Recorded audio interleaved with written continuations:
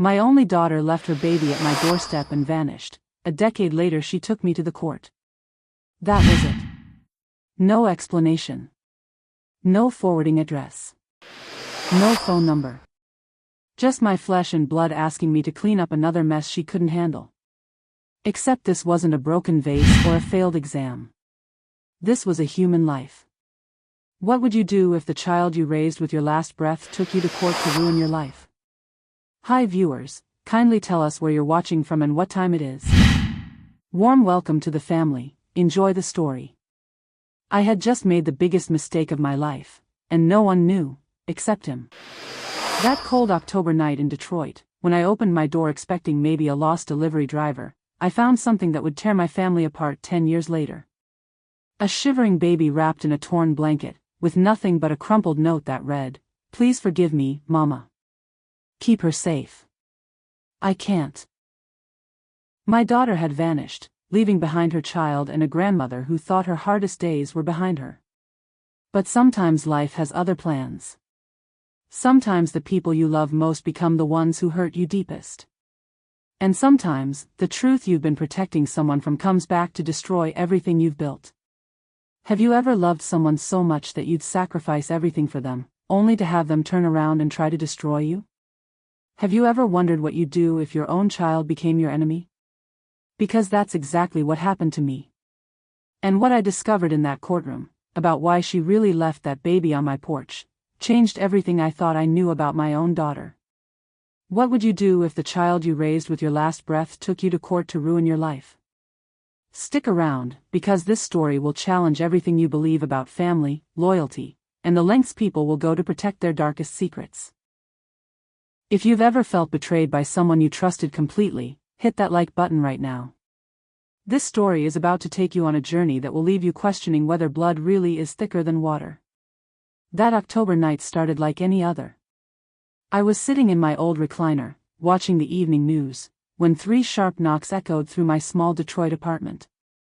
Not the gentle tap of a neighbor or the confident knock of someone expected. These knocks carried urgency, desperation. I shuffled to the door in my house slippers, expecting to find Mrs. Henderson from next door needing help with her television again.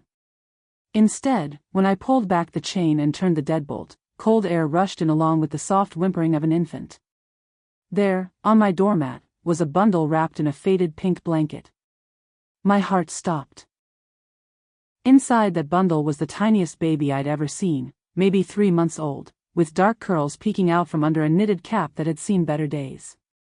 Her little fists were clenched tight, fighting against the October chill. But it wasn't just the baby that made my knees buckle. It was the handwriting on that crumpled piece of paper tucked beside her. My daughter's handwriting. The same careful cursive I'd taught her at my kitchen table in Alabama 25 years earlier. Please forgive me, Mama. Keep her safe. I can't. That was it. No explanation.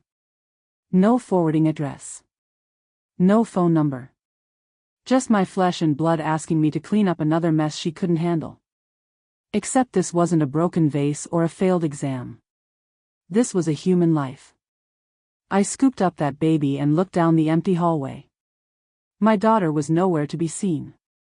The elevator was already humming its way down to the lobby. She'd left her own child like an unwanted package and disappeared into the Detroit night. The baby's eyes opened as I carried her inside, and she looked right at me with the most beautiful brown eyes I'd ever seen. Eyes that reminded me of my daughter when she was born. Eyes full of trust and need. In that moment, I made a promise that would change both our lives forever. You are safe now, little one, I whispered, pressing her against my chest. Your old grandmother is going to make sure nothing bad ever happens to you. But even as I said those words, questions flooded my mind.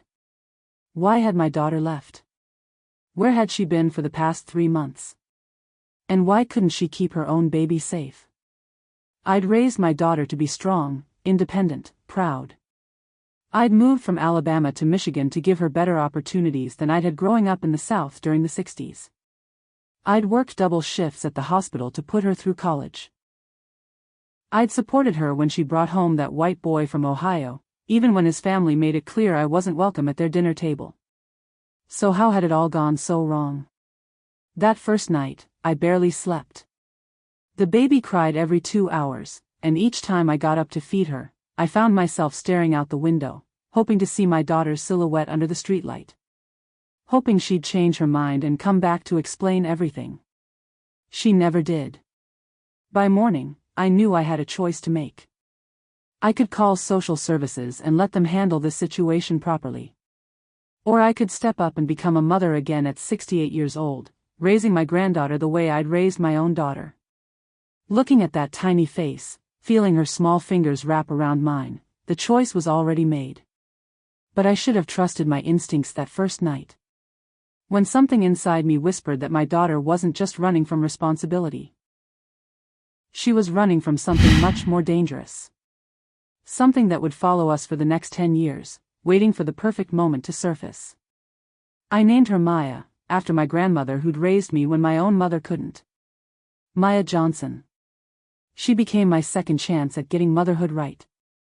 My opportunity to pour all the love and wisdom I'd gained over 7 decades into one precious life. For 3 months, I waited for my daughter to call. To visit. To explain. But the silence stretched on until I realized she wasn't coming back. That's when I made the decision that would save Maya's life but eventually put my own in jeopardy. I packed our belongings, used my life savings to secure a small apartment in Cleveland, and started over completely. New city. New doctor. New records. New life. I told myself I was protecting Maya from an unstable mother. I convinced myself that giving her consistency and love was more important than maintaining contact with someone who'd abandoned her own child on a doorstep. What I didn't know was that my daughter hadn't abandoned Maya at all. She'd hidden her. And for 10 years, that secret stayed buried.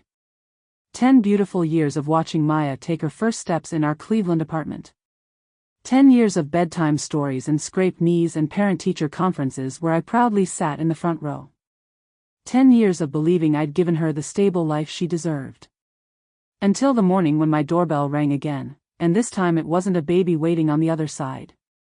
This time, it was my daughter.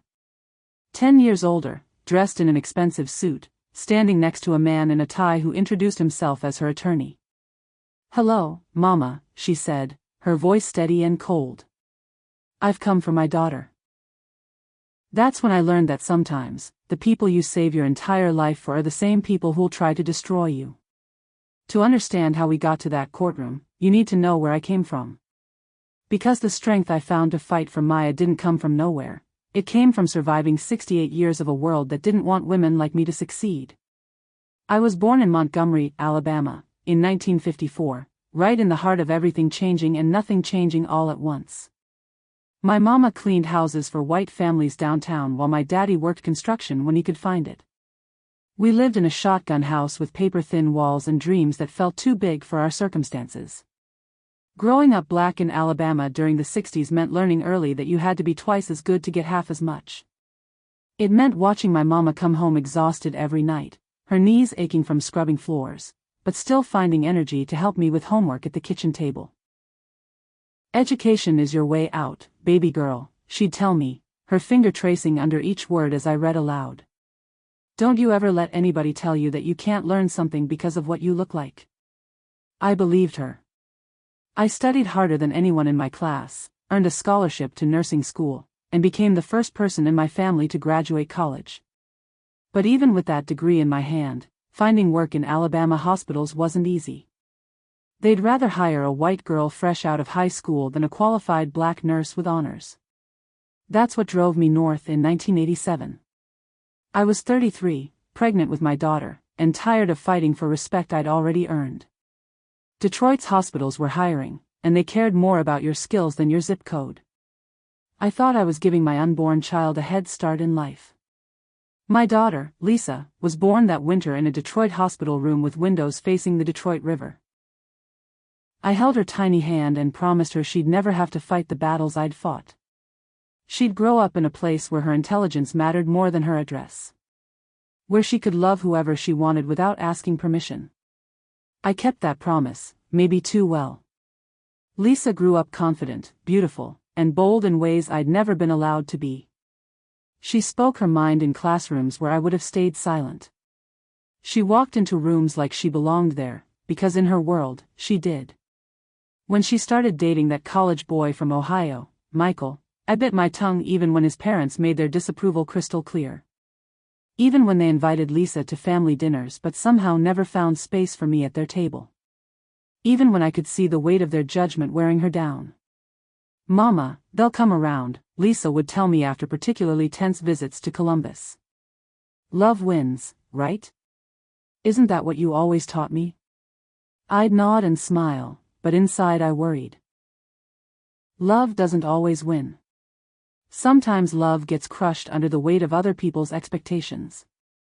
Sometimes love becomes the very thing that destroys you.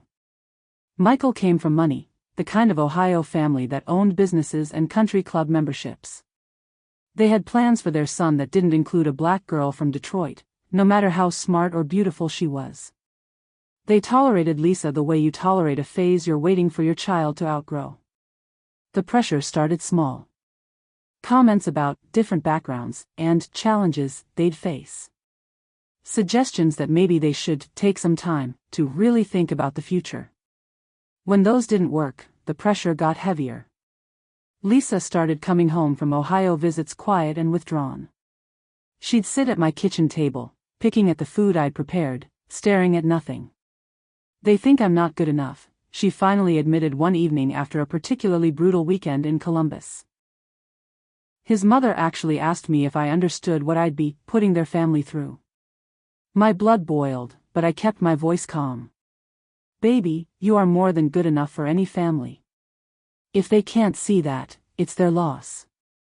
But Lisa was already changing. The confidence I'd worked so hard to build in her was cracking under their constant disapproval. She started second-guessing herself, apologizing for things that weren't her fault, trying to become smaller to fit into their narrow vision of who belonged in their world. When she came home pregnant during her senior year, I knew the real battle was just beginning. Michael's family had money, lawyers, and influence. They had ways of making problems disappear. And to them, my daughter and her unborn child were definitely problems that needed solving. The day Lisa graduated college, 8 months pregnant and glowing despite everything, I was so proud I could barely contain myself. She'd finished her degree even with all the pressure, all the stress, all the attempts to break her spirit. But that night, Michael didn't come to the graduation party I'd planned. His parents didn't send congratulations. Instead, Lisa got a phone call that lasted 3 minutes and left her sobbing on my bathroom floor. They gave him an ultimatum, "Mama," she whispered through her tears. "Choose them or choose us." He chose them. That's when my strong, confident daughter started becoming someone I didn't recognize. Someone afraid. Someone angry. Someone willing to make choices that would eventually lead her to my doorstep with a baby she couldn't keep. Looking back now, I wonder if I could have done something different. If I could have seen the warning signs before they became disasters. If I could have protected her from what was coming next. But sometimes you don't know you're in a storm until you're already drowning. The first time Lisa brought Michael home to meet me, I knew we were all in for a complicated ride. It was spring of her junior year at Wayne State, and she'd been talking about this boy from her psychology class for months. The way her eyes lit up when she said his name told me everything I needed to know about how serious this was getting. Michael walked into my apartment that Saturday afternoon looking like he'd stepped out of a college brochure. Khakis pressed sharp enough to cut glass, polo shirt without a single wrinkle, and a smile that probably charmed every professor he'd ever met. He brought flowers, not the cheap ones from the gas station, but real roses that must have cost more than I spent on groceries in a week. "Mrs. Johnson, it's such an honor to meet you," he said, shaking my hand with both of his. "Lisa talks about you constantly. She says you're the strongest woman she's ever known." I liked him immediately, which should have been my first warning sign. Men who are too charming usually have something to hide. But watching him with Lisa that afternoon, I saw something real between them. The way he listened when she talked about her classes. How he remembered details about her friend's drama that I'd already forgotten. The gentle way he touched her hand when she got excited telling a story. They looked at each other like they'd discovered something the rest of the world was too stupid to understand. Young love always feels like the first time anyone has ever felt that way, but with these two, it seemed deeper. Like they'd found their missing piece in each other. "What do your parents think about Lisa?" I asked Michael directly over dinner, because I believed in getting uncomfortable topics out in the open early. His smile faltered for just a second, so quick I almost missed it. "They're adjusting to the idea. Change takes time, you know." Lisa jumped in quickly. "They just need to get to know me better. Once they see how happy Michael and I make each other, they'll understand." That's when I knew we had trouble brewing. When a 20-year-old girl starts making excuses for grown adults who should know better, it means those adults have already shown their true colors. Over the next few months, I watched my confident daughter slowly transform into someone who apologized for existing. Michael would pick her up for visits to his family's house in Columbus, and she'd come back quiet and drained. "How did it go?" I'd ask. "Fine," she'd always answer, but her eyes told a different story. The breaking point came during Thanksgiving of their senior year. Lisa had been invited to spend the holiday with Michael's family, their first time including her in a major family gathering. She spent weeks preparing, buying a new dress, practicing conversations in the mirror, researching topics she thought would impress his parents. She came back 3 days later looking like she'd been through a war. "What happened, baby?" I asked, finding her crying in her childhood bedroom. His mother spent the entire dinner talking about their family traditions, Lisa said, her voice barely above a whisper. How important it was to preserve their heritage and values. How some things were sacred and shouldn't be changed just to accommodate outside influences. Outside influences? That's what she called me, Mama. An outside influence on their family traditions. My hands clenched into fists, but I kept my voice steady. What did Michael say when she was talking like that? Lisa's silence told me everything I needed to know. He didn't say anything, she finally admitted. He just sat there, nodding along with his parents like I wasn't even in the room. Like their words weren't tearing me apart right in front of him. That's when I should have told her to run. That's when I should have explained that a man who won't defend you to his family will never truly protect you from anything else. But Lisa was in love, and young people in love don't listen to warnings about the people they've chosen to trust with their hearts. Instead, she doubled down. She started changing herself to fit their expectations. Straightening her hair until it looked nothing like the beautiful curls she'd inherited from me. Switching her major from social work to business because Michael's father mentioned it was more practical. Even changing the way she spoke, adopting this careful, measured tone that sounded nothing like the vibrant girl who used to fill our apartment with laughter. You don't have to change who you are to make people accept you, I told her one evening after she'd spent 2 hours getting ready for another family dinner. I'm not changing, Mama. I'm just adapting. Sometimes you have to meet people where they are. But adaptation was just another word for surrender, and I could see my daughter disappearing piece by piece into someone else's vision of who she should be. The pregnancy happened during spring break of their senior year. Lisa was terrified to tell me, but she was even more terrified to tell Michael's family. We sat in my kitchen while she took 3 different pregnancy tests, all showing the same 2 pink lines. What are you going to do? I asked, holding her hand across the table. Michael and I talked about getting married after graduation anyway, she said, trying to sound optimistic. This just moves up our timeline a little. But when she called Michael to share the news, I could hear his reaction even from across the room. Not joy. Not excitement. Fear. The kind of fear that comes when you realize your secret relationship isn't going to stay secret much longer. He wants me to wait until after graduation to tell his parents, Lisa explained after hanging up. He thinks it'll be easier once we have our degrees and can stand on our own feet. I wanted to shake her. I wanted to tell her that a man who asks you to hide his child doesn't deserve to have you or that child in his life. But sometimes the lessons people need to learn can only come from living through the consequences of their own choices. That graduation day, watching Lisa walk across that stage with her belly proudly showing under her cap and gown, I thought maybe everything would work out. Maybe love really would be enough. But love was never the problem. The problem was what happened when love had to compete with money, status, and family approval. The phone call that broke my daughter came 3 hours after her graduation ceremony ended. And what Michael's family offered her to make their problem disappear would set in motion a chain of events that wouldn't end until we were all sitting in a Cleveland courtroom 10 years later. Have you ever watched someone you love choose people who don't value them over the family that would die for them? Because that choice was about to cost us everything. The phone call that destroyed my daughter's spirit came on what should have been the happiest day of her life. While I was in the kitchen making her favorite celebration dinner, fried chicken with my mama's secret seasoning. Lisa sat in the living room listening to Michael's mother deliver an ultimatum that would change our lives forever. I couldn't hear the exact words, but I could hear the tone. Cold. Calculated. Final. When Lisa hung up 20 minutes later, she looked like someone had reached into her chest and squeezed her heart until it stopped beating. She sat on my couch, still wearing her graduation dress, staring at her phone like it might ring again with better news. What did she say, baby? Lisa's voice came out flat, emotionless. They're prepared to offer me $50,000 to disappear. $50,000 to move somewhere far away and never contact Michael again. They want me to sign papers saying the baby isn't his.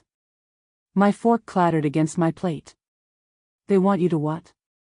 She said they've already talked to lawyers. They know Michael could be forced to pay child support for 18 years, and they're not going to let that happen. They'd rather pay me once to go away forever than deal with the embarrassment of having a black grandchild. The way she said those words, like she was reciting someone else's script, made my stomach turn. This wasn't my daughter talking. This was someone who'd been broken down until she believed other people's lies about her worth. And what did you tell them? I told them I needed time to think. Lisa Marie Johnson. I used her full name the way I had when she was 12 and caught lying about her homework. You are not seriously considering this. But the look in her eyes told me she was considering much more than I wanted to admit. Over the next 2 weeks, I watched my daughter wrestle with an impossible choice. Keep the baby and raise her alone while Michael's family used their money and influence to make our lives miserable. Or take their offer and try to build something new somewhere else. Michael himself became a ghost during those weeks. No phone calls. No visits. No attempts to see the woman carrying his child. His silence spoke louder than any conversation could have. He's scared, Lisa would say when I asked why he hadn't called. His parents control his trust fund. If he goes against them, he loses everything. Everything except his child and the woman he claims to love, I pointed out. Money isn't everything, Mama, but it's not nothing either.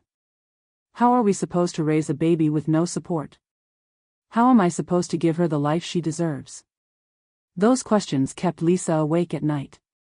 I'd find her in the nursery we'd started setting up in my spare bedroom, sitting in the rocking chair I'd bought at a garage sale, one hand on her belly, tears streaming down her face. The pressure was eating her alive. Every day brought new text messages from Michael's family lawyer, each one more insistent than the last. They wanted an answer. They wanted signed documents. They wanted my daughter and granddaughter to disappear before the baby was born and complicated their neat, white picket fence life. That's when Lisa started talking about fresh starts and new opportunities. She'd bring home apartment listings from cities I'd never heard of. She'd researched jobs in places like Portland and Seattle and Denver, anywhere far enough from Ohio to make Michael's family comfortable. Maybe it would be good for us, she'd say, showing me pictures of apartments we couldn't afford in cities where we knew nobody. A chance to start over without all this drama. But I could see what was really happening. My daughter wasn't planning a fresh start. She was planning an escape. And the way she kept looking at those legal documents Michael's family had sent, reading them over and over like she was memorizing the terms, told me she was closer to accepting their offer than she wanted to admit. The night before her due date, Lisa made a confession that should have warned me about everything that was coming. "Mama, what if I'm not cut out to be a mother? What if I mess this up the way I messed up everything else?" "Baby, every new mother feels scared. That doesn't mean you're not ready." "But what if I really am not ready? What if the best thing I could do for this baby is make sure she grows up with someone who knows how to love her properly?" The way she said it, like she'd already made up her mind, sent ice through my veins. But before I could respond, her water broke right there in my living room, and we were rushing to the hospital where everything changed again. Maya was born at 3:47 a.m. on a Tuesday morning in September. 7 pounds, 2 ounces of absolute perfection. When the nurse placed her in Lisa's arms, I saw my daughter's face transform with a love so fierce it took my breath away. "Look at her, Mama," Lisa whispered, tears streaming down her cheeks. "She's so beautiful." For 3 months, I thought that love would be enough. Lisa seemed to settle into motherhood naturally. She was attentive, careful, devoted. She read parenting books like they contained life or death information. She sang lullabies I remembered from my own childhood. But underneath all that new mother devotion, something else was growing. Something desperate and afraid that she tried to hide from me but couldn't quite manage.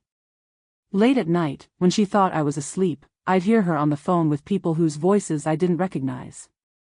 Conversations that ended abruptly when she noticed me listening. Meetings she claimed were job interviews, but never seemed to lead to actual employment. Michael's family hadn't given up.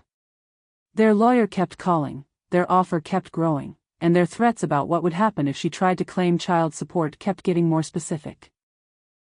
That's when Lisa started disappearing for hours at a time, claiming she needed to clear her head or run errands. But she always came back agitated, paranoid, looking over her shoulder like someone was following her. The last conversation we had before she left Maya on my doorstep, she asked me a question that should have told me everything I needed to know. "Mama, if something happened to me, would you take care of Maya? Would you make sure she's safe?" "Nothing's going to happen to you, baby. But if it did, promise me you'd protect her. Promise me you'd never let them take her."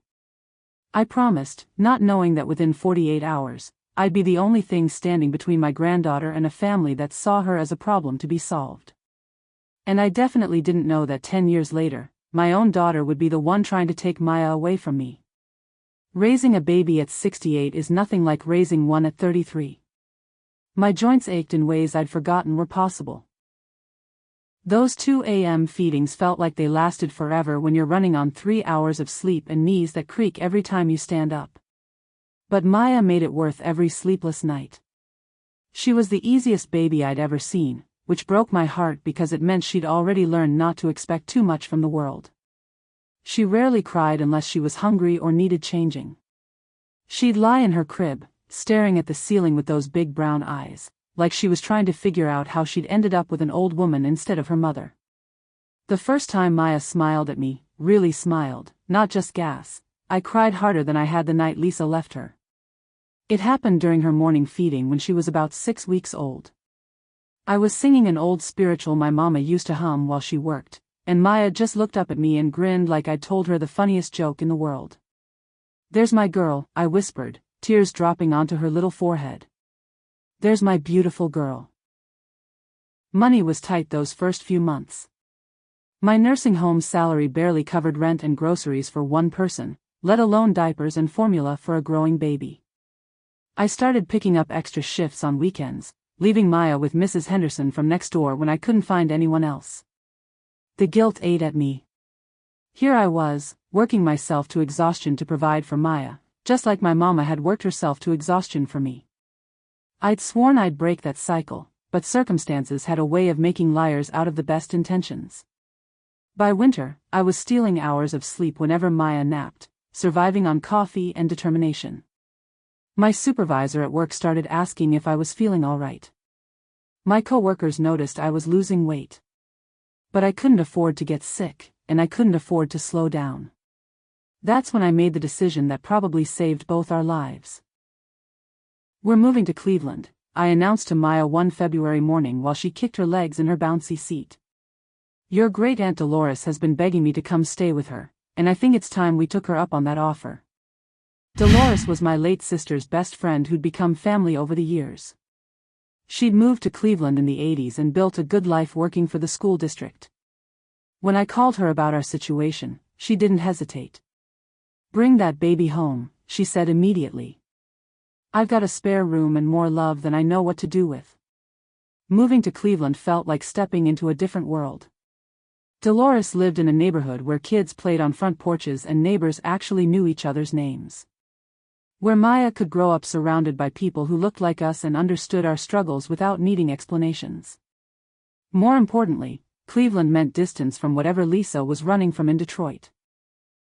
It meant starting fresh with new doctors who wouldn't ask questions about missing fathers or absent mothers. It meant creating a safe space where Maya could just be a child instead of carrying the weight of adult secrets she was too young to understand. Maya's first birthday party was small but perfect. Just me, Dolores, and 3 kids from the neighborhood who'd become Maya's playmates. We had cake from the grocery store bakery and balloons from the dollar store, but Maya clapped her hands and laughed like we'd thrown her the party of the century.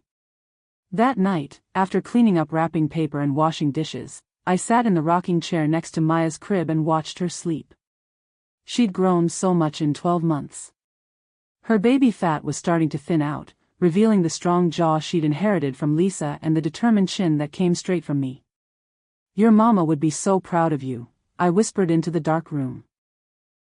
You're smart and funny and kind, just like she was at your age. But even as I said it, I wondered if Lisa ever thought about the daughter she'd left behind.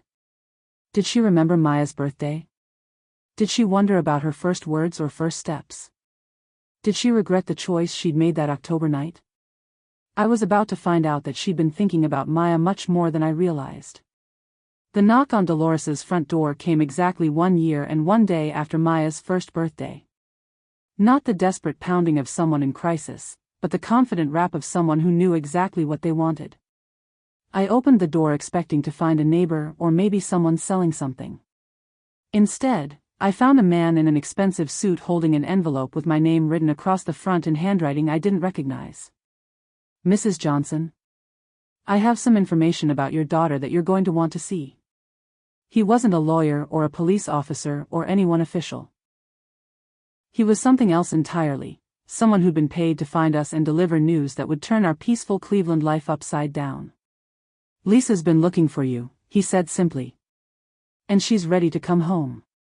My first reaction was joy.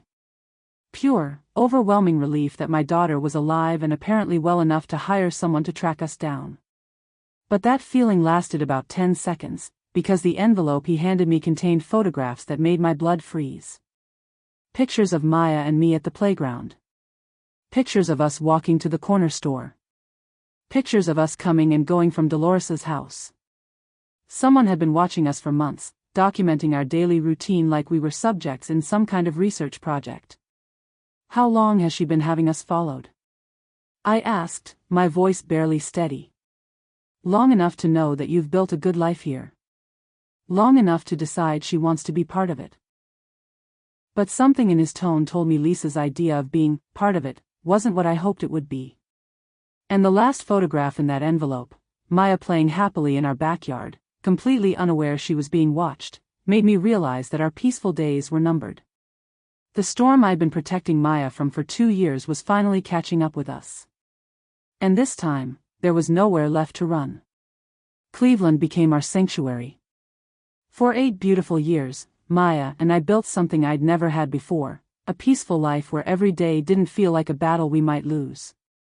Dolores's house sat on a tree-lined street where kids rode bikes until the streetlights came on and mothers called to each other across backyard fences. Maya thrived in that environment. She had neighborhood friends, a community that watched out for her, and the kind of childhood I'd dreamed of giving Lisa but never quite managed.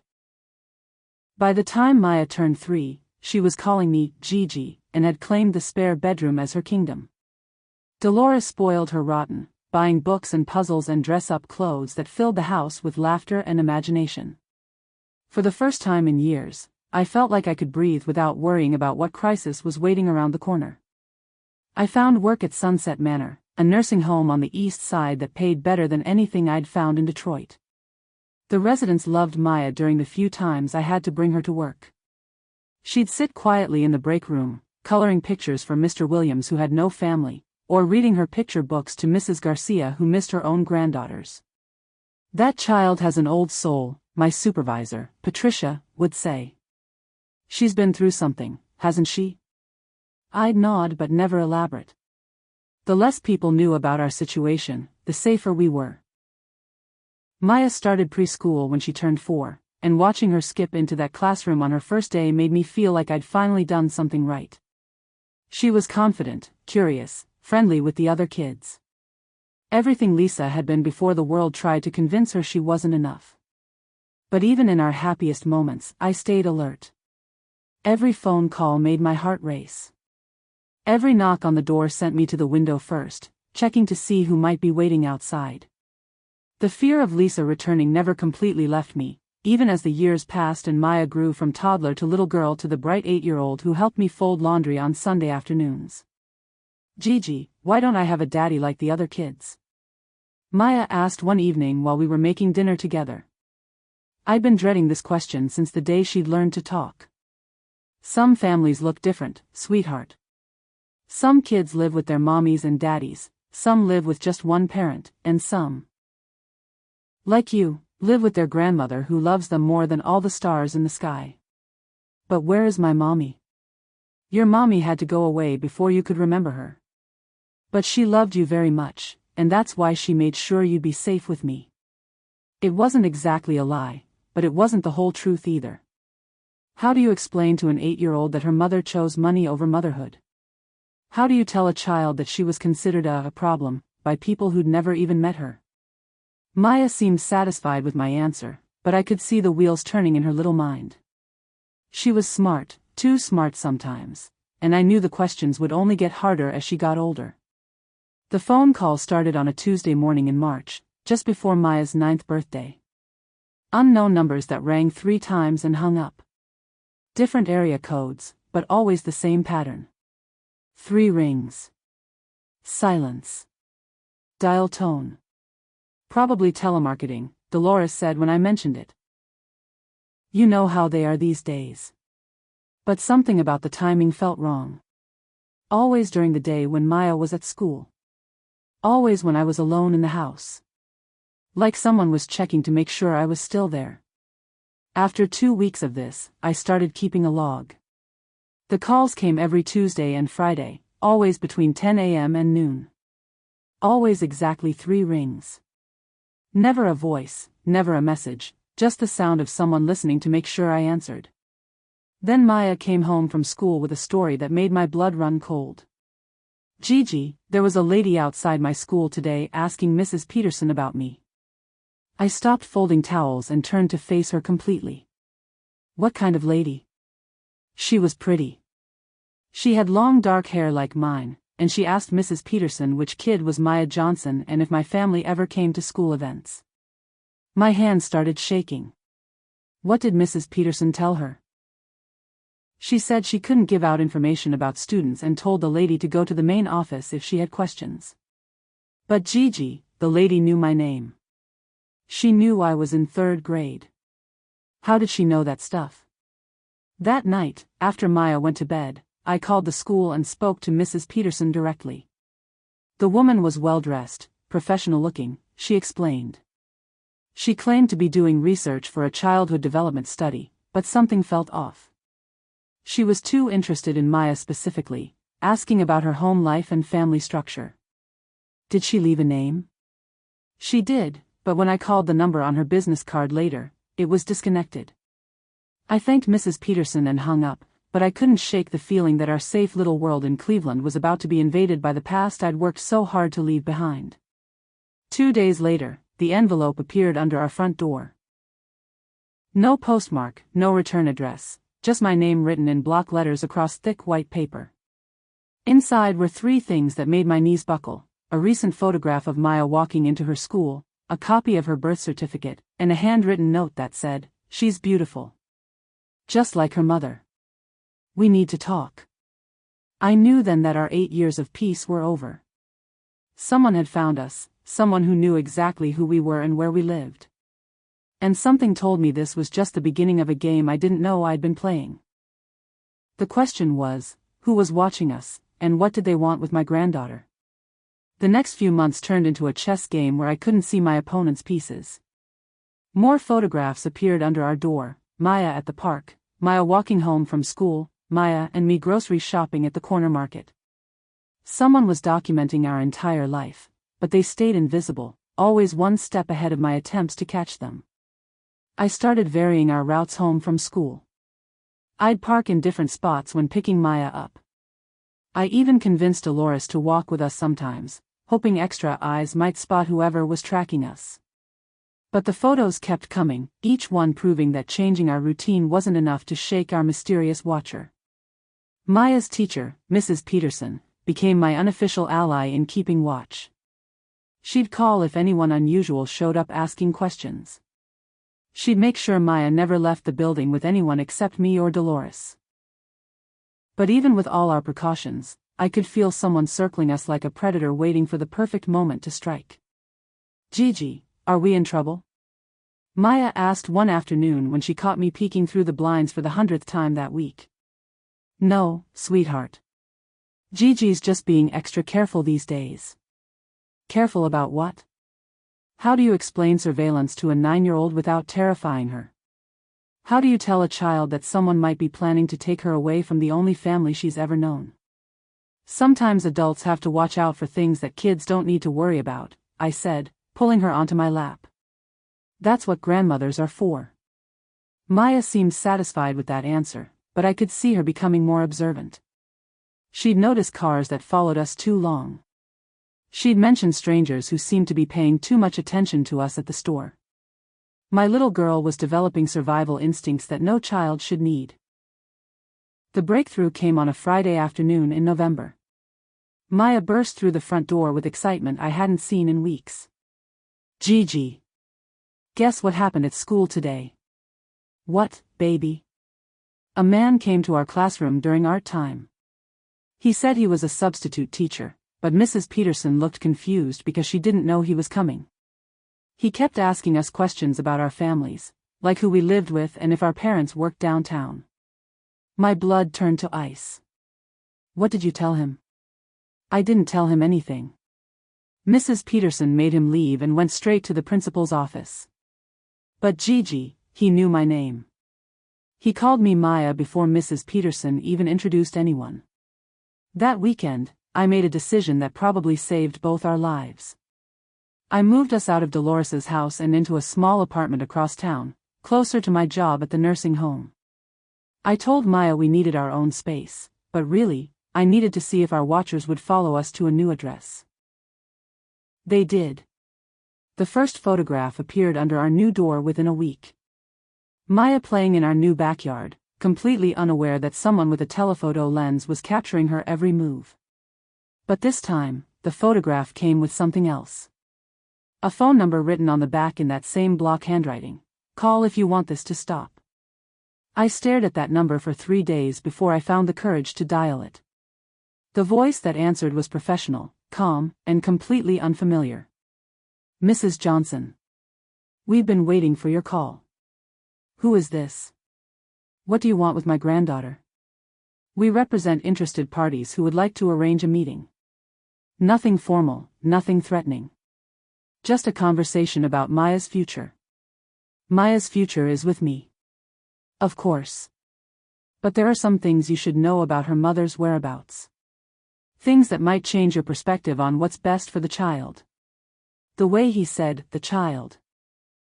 Like Maya was a problem to be solved instead of a little girl who deserved love and protection, made my decision easy. "Don't contact us again," I said, and hung up. But they didn't stop. If anything, the surveillance increased. Maya started noticing the same cars parked on our street multiple days in a row. She'd point out men in suits who seemed to be having very long phone conversations while watching our apartment building. "Gigi, why are those people always around here?" "I don't know, baby. But don't worry about grown-up business. Except it was becoming harder to dismiss as grown-up business, when it was clearly affecting Maya's sense of safety. She started having nightmares about strangers taking her away from me. She'd wake up crying, asking if I was going to disappear like her mother did. Those conversations broke my heart because I couldn't promise her that everything would stay the same. I couldn't guarantee that whoever was watching us wouldn't eventually make a move that changed everything. The breaking point came during Maya's parent-teacher conference in February. I was sitting across from Mrs. Peterson, discussing Maya's excellent grades and sweet personality, when she mentioned something that made my stomach drop. Maya's been asking a lot of questions about families lately, Mrs. Peterson said. Specifically about what happens when children can't live with their parents anymore. What kind of questions? She wanted to know if kids ever had to go live with strangers. If grandmothers were allowed to keep their grandchildren forever. If there were rules about who children belonged to. I forced my voice to stay steady. What did you tell her? I assured her that she was exactly where she belonged, with someone who loves her very much. But Mrs. Johnson, these aren't typical questions for a 9-year-old. Has something happened that might be making her feel insecure about her living situation? Before I could answer, there was a knock on the classroom door. The principal stepped inside with an apologetic smile. I'm sorry to interrupt, but there's a gentleman in the office asking about Maya Johnson. He says he's conducting a family welfare check. The room went silent. Mrs. Peterson and the principal both looked at me with questions in their eyes. But I was already standing, already moving toward the door, already knowing that our 8 years of hiding were about to come to an end. Maya stays in her classroom until I get back, I told Mrs. Peterson firmly. No matter who asks to see her, no matter what papers they might have, you keep my granddaughter right here until I handle this. Walking down that school hallway toward the main office, I felt like I was walking toward a firing squad. Because whoever was waiting for me had enough authority to get past school security and enough information to know exactly where to find us. But I wasn't the same woman who'd been shocked into silence on that Detroit doorstep 10 years earlier. I'd raised a child through the hardest years of my life. I'd built a career, a home, and a community that valued us. I'd turned Maya into a confident, happy little girl who knew she was loved. If someone wanted to fight me for her, they were going to discover that this grandmother had learned how to fight back. What I found waiting in that principal's office would begin a war that wouldn't end until we were all standing in a courtroom, facing truths that would shock everyone involved. The man waiting in the principal's office looked like he'd stepped out of a law firm commercial. Perfectly tailored navy suit, leather briefcase that probably cost more than I made in a month, and the kind of confident smile that meant he was used to getting what he wanted. Mrs. Johnson, thank you for coming down. I'm David Richardson, and I represent your daughter, Lisa. My legs almost gave out. After 10 years of silence, Lisa hadn't just found us, she'd hired expensive legal help to make contact. Where is she? I asked, gripping the back of the nearest chair. She's doing very well. Clean for 5 years now, established in a good career, and ready to rebuild her relationship with her daughter. She's asked me to arrange a meeting to discuss Maya's future. The principal cleared her throat diplomatically. Perhaps this conversation would be better held somewhere more private? Richardson nodded. Of course. Mrs. Johnson, would you be available to meet tomorrow evening? Lisa is very eager to see you both. Both? Well, yes. She'd like to see Maya too, of course. It's been far too long since mother and daughter have been together. Every instinct I'd developed over the past decade started screaming warnings. This felt wrong. Too polished, too planned, too much like the kind of setup that ended badly for people like us. I need time to think about this, I said carefully. Of course. But Mrs. Johnson, I should mention that Lisa has been working with Family Court Services to ensure this reunion happens smoothly. She's completed parenting classes, undergone psychological evaluation, and has demonstrated her commitment to being the mother Maya deserves. The way he emphasized the mother Maya deserves felt like a threat wrapped in legal language. Like he was implying I wasn't enough, had never been enough, and it was time for the real parent to take over.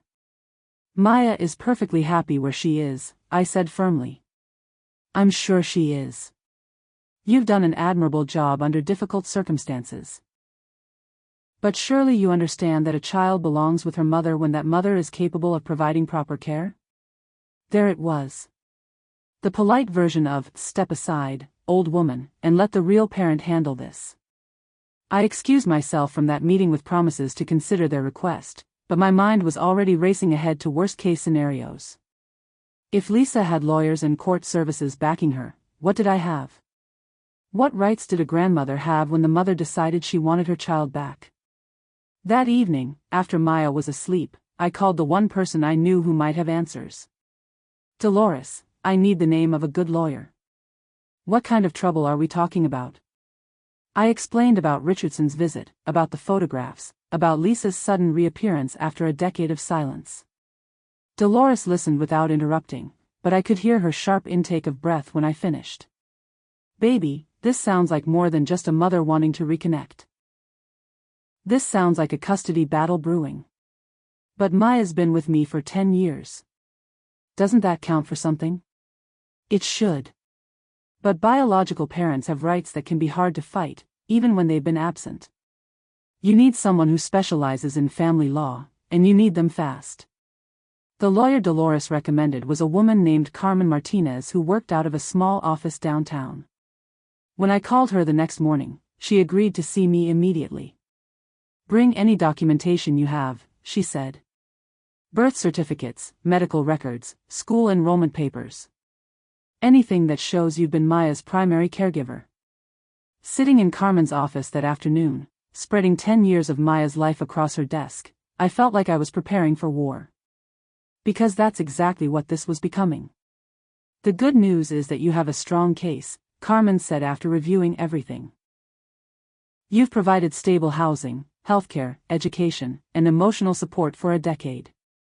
Any judge would see that Maya has thrived in your care. And the bad news? The bad news is that Lisa's legal team is clearly well-funded and prepared. The fact that they're approaching this through official channels suggests they're confident about their chances. That usually means they have information or leverage that we don't know about yet. Carmen was right to be concerned. The next day, Richardson called again, this time with a formal proposal. Lisa wanted to arrange supervised visits, starting immediately, with the goal of transitioning Maya into her full-time custody within 6 months. 6 months?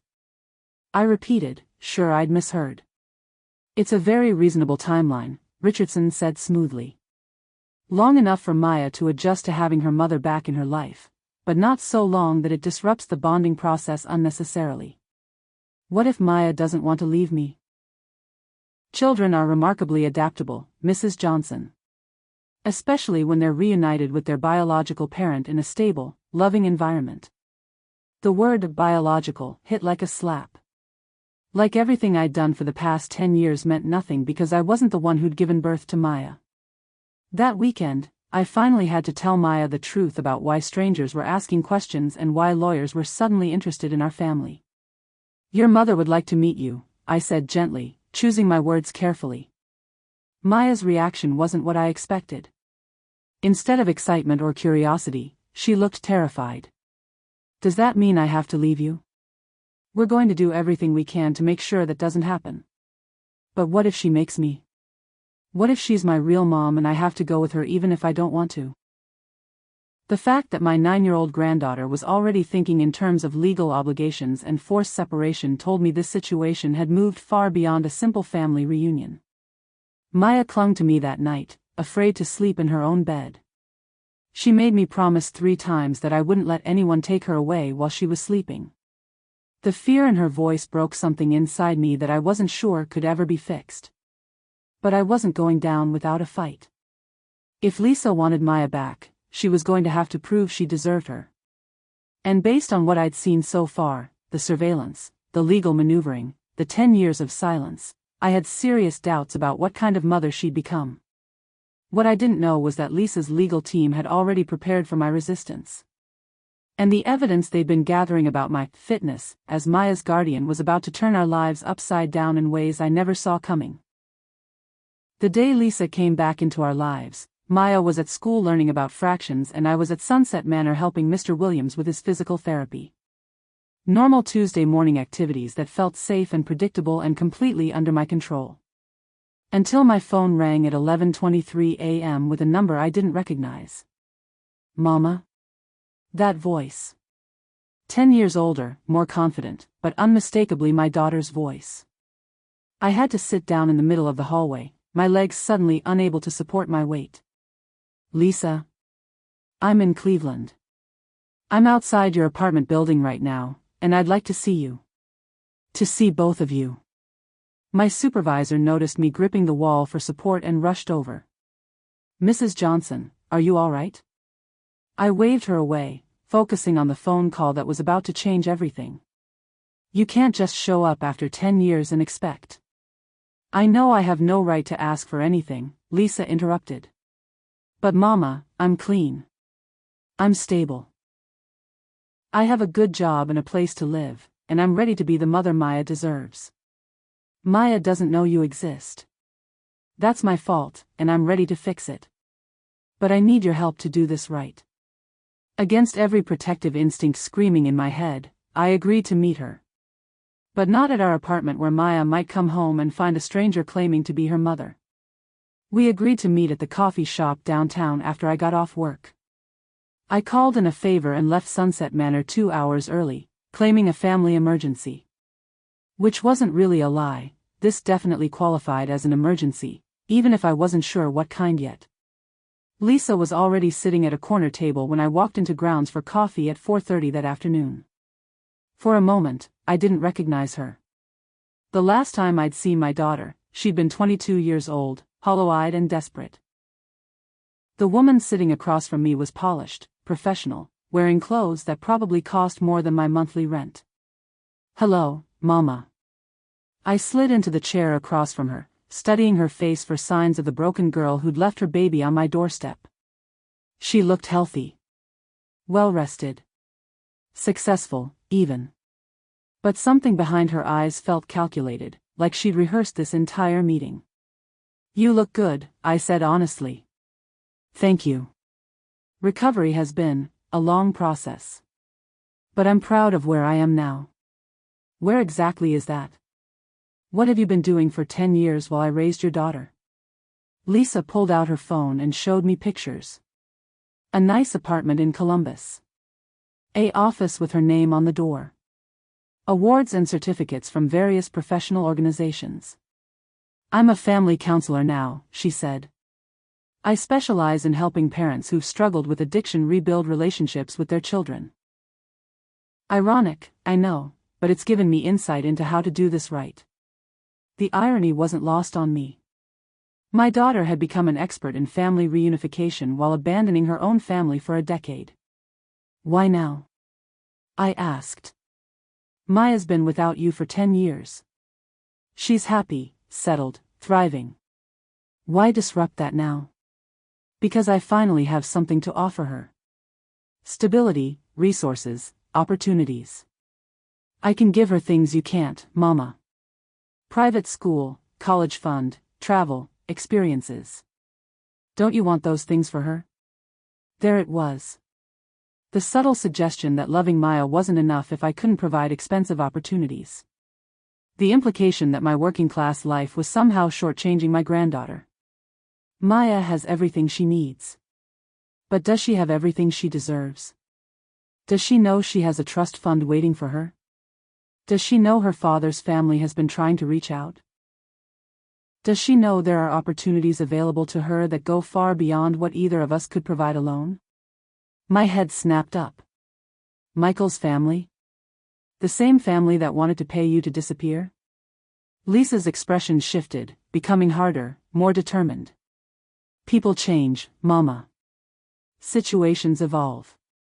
Michael's parents realize now that they made mistakes. They want to be part of Maya's life, to provide for her in ways they should have from the beginning. And you're okay with that? After what they put you through? I've learned to forgive. Holding on to anger only hurts the person carrying it. Maya deserves to know her full heritage, both sides of her family tree. This wasn't the daughter I remembered. The Lisa I'd raised would have told Michael's family exactly where they could put their money and their sudden interest in a granddaughter they'd spent 10 years pretending didn't exist. What exactly are you proposing? I asked. Gradual reintegration.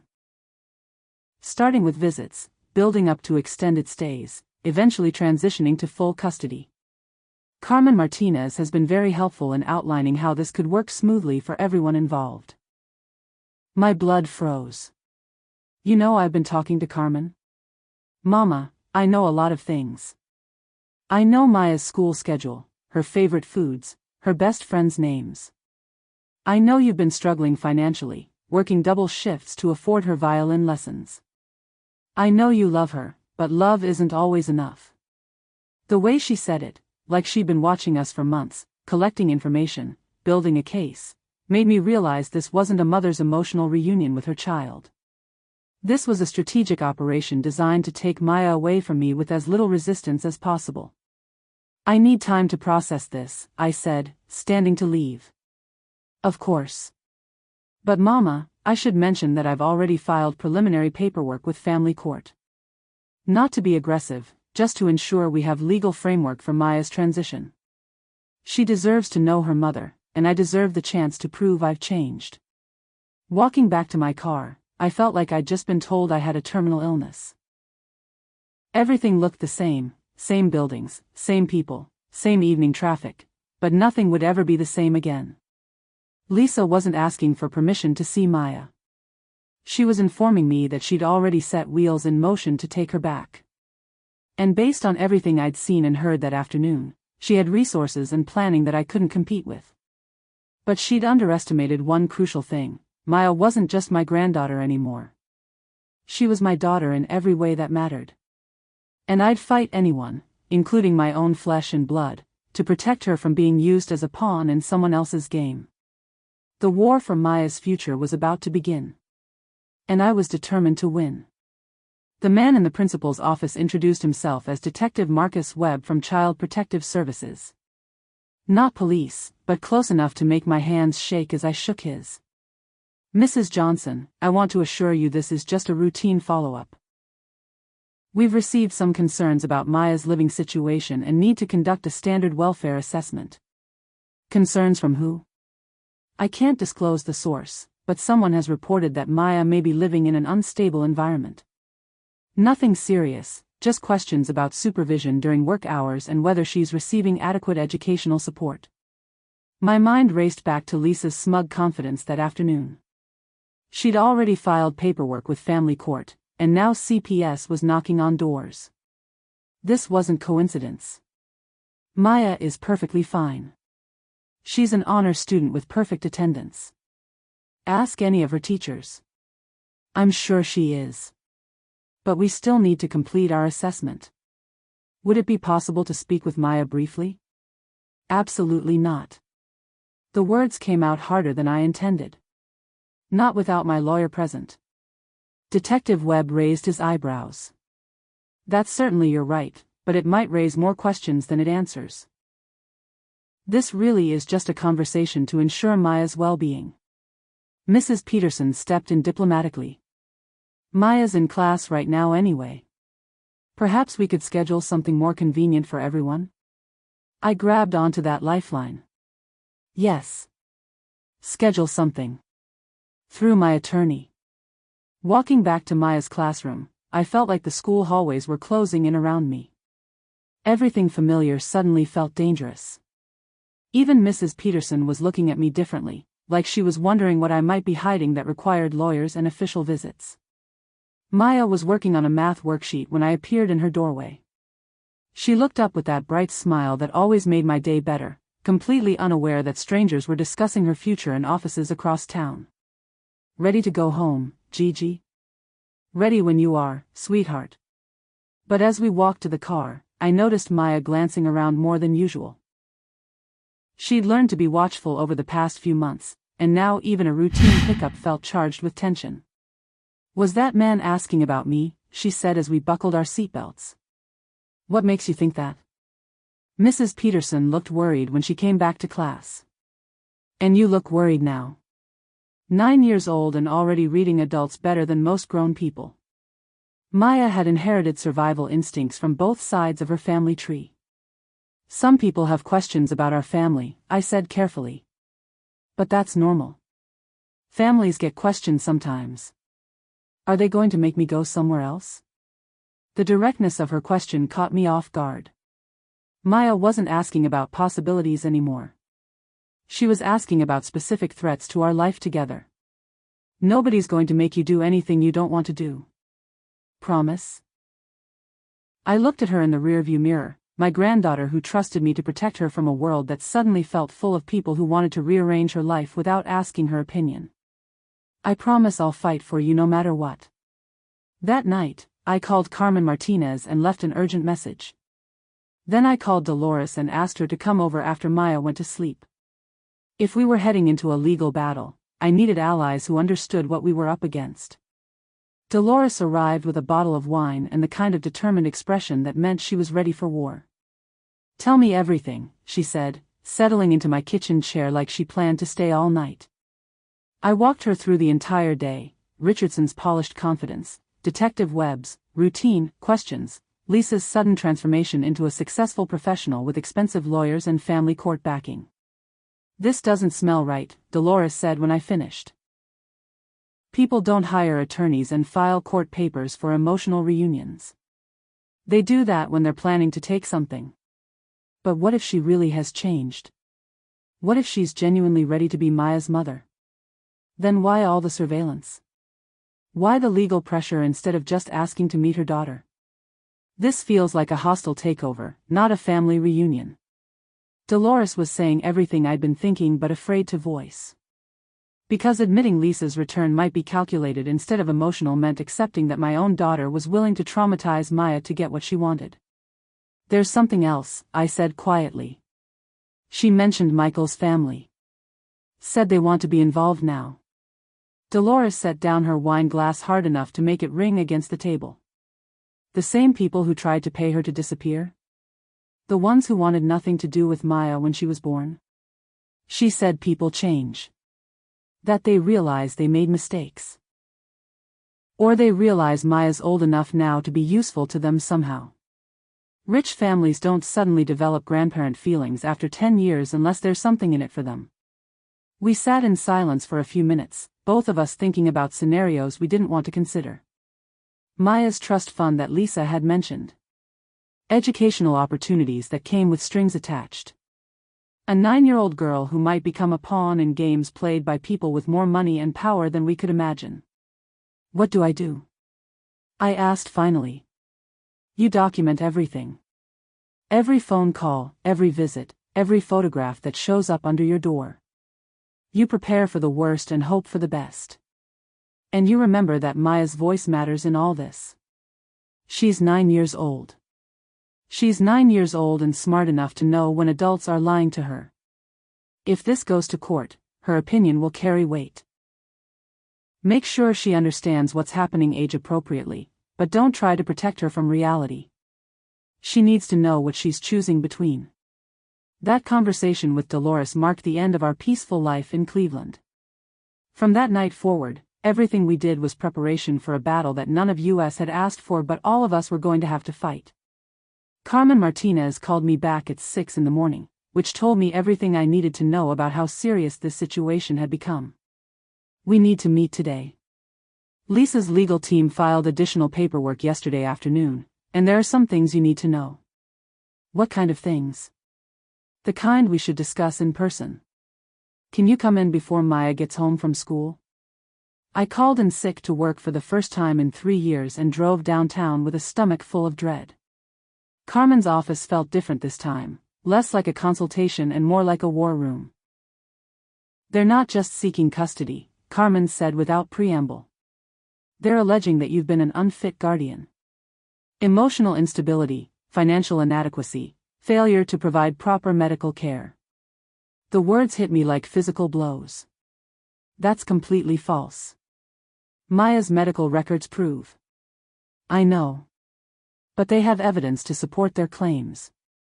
Documentation of missed work days, reports of Maya being unsupervised after school, allegations that you've been coaching her to avoid speaking with social workers. I missed work because Maya was sick. She's never been unsupervised. And I haven't coached her to avoid anyone because no social workers have tried to speak with her. Carmen slid a thick folder across her desk. This is what they've compiled over the past 6 months. Photos of Maya walking home alone from school. Records of you leaving work early multiple times. Statements from neighbors about hearing raised voices from your apartment. Looking through that folder felt like watching someone dismantle my entire life with carefully selected fragments of truth. Yes, Maya sometimes walked the 3 blocks home from school alone, because she was mature enough and because I'd taught her to be self-reliant. Yes, I'd left work early, when Maya was sick or had school events I didn't want to miss. Yes, there had been raised voices in our apartment, when Maya and I argued about homework or bedtime like every parent and child in America.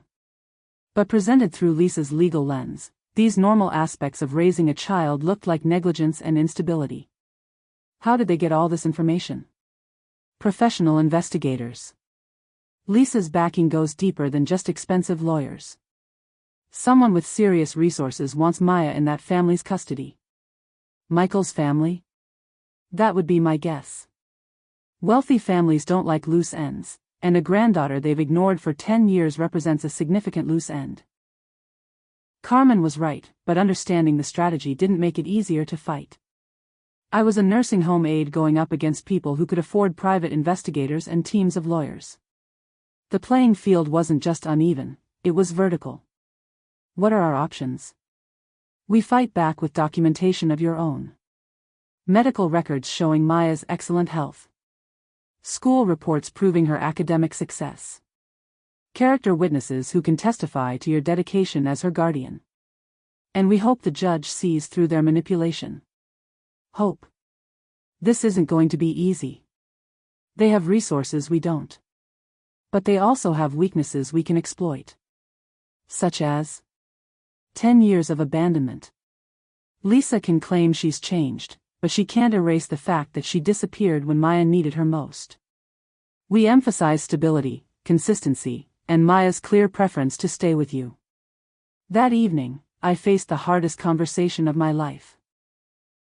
Maya needed to know what was happening, but explaining it meant destroying her sense of security in ways that might never heal. Sweetheart, remember how I told you that your mother had to go away before you could remember her? Maya looked up from her homework, immediately alert to the serious tone in my voice. She wants to meet you now. She says she's ready to be your mother again. Maya's reaction was instant and fierce. I don't want a different mother. You're my mother. I'm your grandmother, baby. And I'll always be here. But legally, she has rights that we need to respect. What kind of rights? Parents have the right to take care of their children, even when they've been away for a while. Maya's face crumpled. Does that mean I have to live with her? We're going to fight to make sure you can choose where you want to live. But that means you might have to talk to some adults about what you want. Judges and lawyers and people like that. What should I tell them? Tell them the truth. Tell them about our life together, about how you feel, about what you want for your future. Your voice matters in this. Maya nodded solemnly, but I could see the weight of adult responsibility settling on her 9-year-old shoulders. She was already too mature for her age, and now she was being forced to navigate legal complexities that most adults would find overwhelming. 2 days later, our first official supervised visit was scheduled for Saturday afternoon at a family services office downtown. Maya spent the entire morning asking questions I couldn't answer. What if I don't like her? Then you tell me how you feel, and we'll figure out what to do. What if she's mean to you? Adults can handle themselves, sweetheart. You don't need to worry about protecting me. But what if she tries to make me go with her right away? That's not how this works. These visits are just for getting to know each other. But privately, I worried about the same things. Lisa had demonstrated that she was willing to use legal manipulation to get what she wanted. What would stop her from using emotional manipulation on a 9-year-old who'd never learned to guard herself against parental pressure? The family services building was designed to look welcoming and non-threatening, but walking through those doors felt like entering enemy territory. Maya held my hand tighter than usual, and I could feel her tension in the way she kept looking around for exits. "Mrs. Johnson?" "Maya? I'm Sarah Chen, and I'll be supervising your visit today." Sarah led us to a room that looked like someone's idea of a perfect playroom. Toys, books, games, and comfortable seating arranged to encourage natural interaction. Everything except the one-way mirror on the far wall that reminded us we were being watched and evaluated. "Your mother should be here any minute," Sarah told Maya gently. Maya pressed closer to me. "Can Gigi stay with me?" "Of course. This is about everyone getting comfortable with each other." When Lisa walked through that door, I watched my granddaughter meet her biological mother for the first time in her conscious memory. And what I saw in that moment told me everything I needed to know about how this battle was going to end. Maya looked at Lisa with polite curiosity but no recognition, no instant connection, no spark of familial bond. She was meeting a stranger who happened to share her DNA. But Lisa looked at Maya like she was looking at a prize she intended to claim. Lisa knelt down to Maya's eye level with movements that looked rehearsed, like she'd practiced this moment in front of a mirror. "Hello, Maya. I'm Lisa. I'm your mother." Maya stepped backward until she was pressed against my legs, her small hand finding mine and gripping tight. "You don't look like me," Maya said quietly. Lisa laughed, but it sounded forced. "Actually, we look quite a bit alike. Same hair color, same eyes. When I was your age, people said I was the spitting image of my mother." She gestured toward me with that comment, and I caught the subtle message. Maya looked like Lisa, who looked like me, which meant Maya belonged with Lisa by genetics alone. "Maya, would you like to see some pictures of when I was little?" Lisa pulled out her phone with the smooth efficiency of someone following a script. For the next hour, I watched Lisa work on my granddaughter with techniques that were probably very effective in her professional practice. She asked open-ended questions about Maya's interests. She praised Maya's intelligence and maturity. She shared carefully selected stories about her own childhood that were designed to create connection and common ground. Maya participated politely but remained glued to my side. She answered questions but didn't ask any of her own. She looked at Lisa's photos but didn't show enthusiasm or curiosity about her mother's past. "Maya seems very attached to you," Sarah Chen observed during a moment when Lisa excused herself to take a phone call. "We've been together since she was born," I said simply. "That kind of bond is important. How do you think Maya feels about meeting her mother?" Before I could answer, Maya spoke up with the kind of clarity that 9-year-olds sometimes possess when adults are dancing around difficult topics. "She seems nice, but she feels like a stranger. I don't understand why everyone thinks I should be excited about meeting someone I don't remember." Sarah made notes on her clipboard. "That's a very honest response, Maya. How would you feel about spending more time getting to know her? I guess it would be okay if Gigi could always come too. But I don't want to go anywhere alone with her yet." When Lisa returned from her phone call, her demeanor had shifted. She seemed more focused, more determined, like she'd received instructions that changed her approach. "Maya, I was just talking to some people who are very excited to meet you. Your father's parents live in a beautiful house with a swimming pool and horses. They've been hoping to spend time with you for years." Maya looked confused. "I have a father?" The question hit the room like a bomb. Lisa glanced at me with an expression that clearly said I'd failed to provide Maya with basic information about her own family history. "Of course you have a father, sweetheart. His name is Michael, and he lives in Columbus near where I work now. He's been hoping to meet you too." "Where has he been?" "Well, sometimes adults make mistakes about family. But we're all ready to fix those mistakes now." Maya processed this information with the seriousness of someone much older. "Why didn't anyone want to meet me before?" Lisa faltered for the first time during the visit. "It's complicated, sweetheart. Adult relationships can be very complicated. But I'm not an adult. I'm just a kid. Why would adult relationships matter to me?" Sarah Chen was taking notes furiously. Maya's questions were sharp, logical, and difficult to answer without admitting that she'd been deliberately excluded from her extended family for nearly a decade. Maya, would you like to see pictures of your father's house? Lisa tried to redirect. I want to know why my Gigi never told me I had a father and grandparents who wanted to meet me. All eyes turned to me. I could feel the judgment in the room, the assumption that I'd somehow failed Maya by not maintaining connections with people who'd wanted her to disappear. Your mother and I made decisions we thought were best at the time, I said carefully. When you were born, not everyone was ready to be part of your life. But they're ready now? They say they are. Maya considered this with the kind of skepticism that impressed and broke my heart simultaneously. What changed their minds? Lisa jumped in quickly. People grow and learn, Maya. Sometimes it takes time for families to figure out how to love each other properly. But Gigi already knew how to love me properly. Right from the beginning. The simple truth of Maya's observation silenced the room. In one sentence, my granddaughter had identified the central flaw in Lisa's narrative. If love was what mattered, then the person who'd been loving Maya consistently for 10 years shouldn't have to justify her right to continue. After we left the family services building, Maya was unusually quiet during the drive home. She stared out the window with the kind of concentrated thinking that meant she was. Judge Morrison listened to both opening statements without expression, making notes in handwriting too small for me to read from the defendant's table. I'd like to hear from Mrs. Johnson directly, she said when the lawyers finished their presentations. Standing up in that courtroom felt like the most important moment of my life. Everything I said in the next few minutes would influence whether Maya came home with me that evening or began a transition to living with strangers. Your Honor, Maya has been my daughter in every way except biology for 10 years. I've been there for every fever, every scraped knee, every bad dream. I've celebrated every achievement, supported every interest, and provided the kind of consistent love that builds confident children. Mrs. Johnson, what's your response to allegations that you've prevented Maya from having contact with her extended family? The question I'd been dreading. How do you explain protecting a child from people who'd wanted her to disappear without sounding like you were kidnapping her from legitimate family connections?